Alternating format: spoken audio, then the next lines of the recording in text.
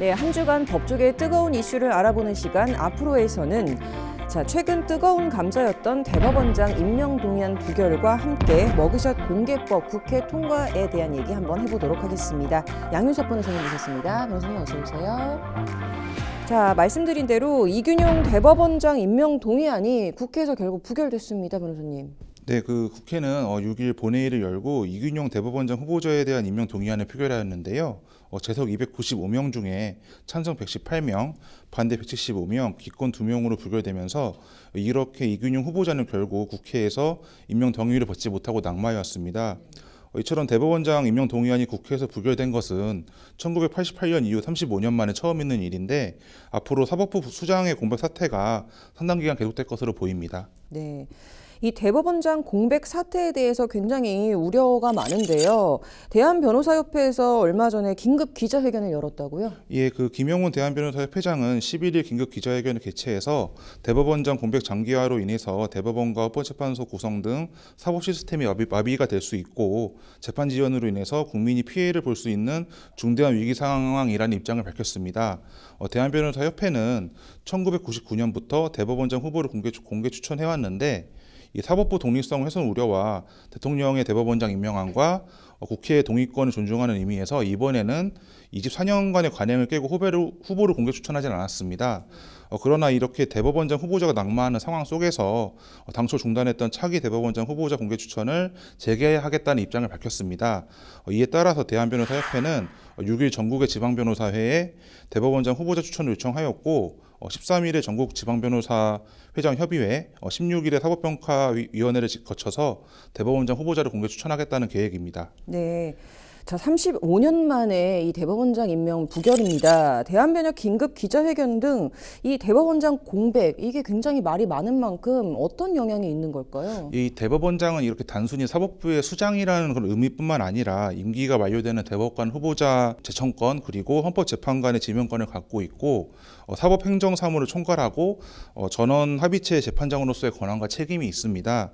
이번 대법원장 공백 사태에 관해서 대한변협이 긴급 기자회견을 개최한 만큼 사법부의 위기가 장기화되지 않기를 바라고 있고 차기 대법원장 후보자가 최단 기간 내에 임명되기를 바라고 있습니다. 네, 굉장히 우려와 지적이 많은 만큼 얼른 해결이 좀 됐으면 좋겠고요. 대법원장 임명 부결 이슈 여기까지 알아보고 법조계 동정으로 넘어가서 머그샷 공개법이 드디어 국회 통과를 했다는 소식입니다.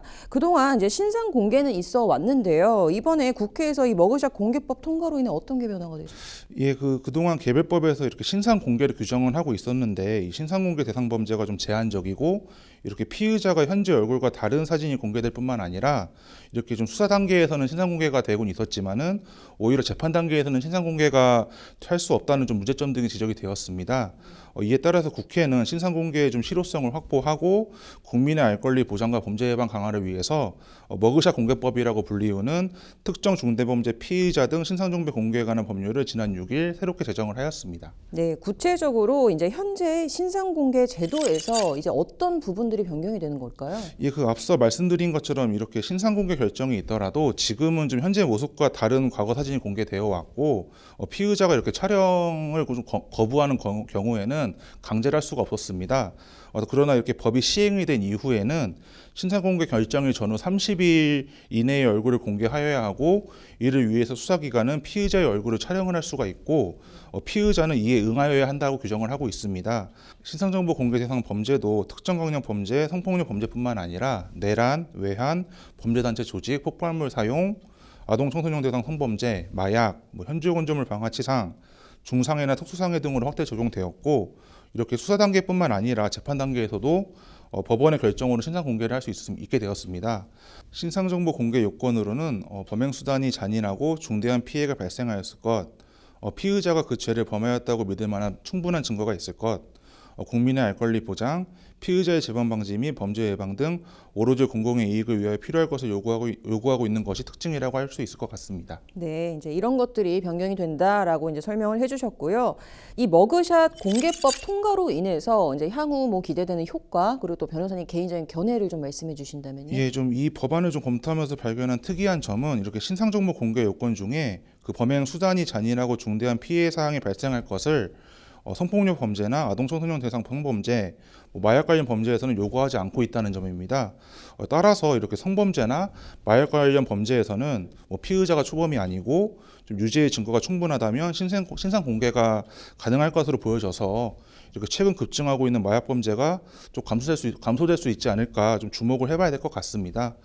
성범죄도 같은 요건으로 신상 공개가 좀 가능할 뿐만 아니라 그 불법 촬영이나 합성 등을 통한 허위 영상물 제작, 통신 매체 이용 음란도 공개 대상에 좀 포함이 되어서 향후 관련 범죄가 감소될 수 있지 않을까 좀 지켜봐야 될 것 같습니다. 다만 이렇게 아동 청소년 성매수나 스토킹 범죄 같이 이런 범죄들이 좀 공개 대상 범죄에서 제외가 되었는데요.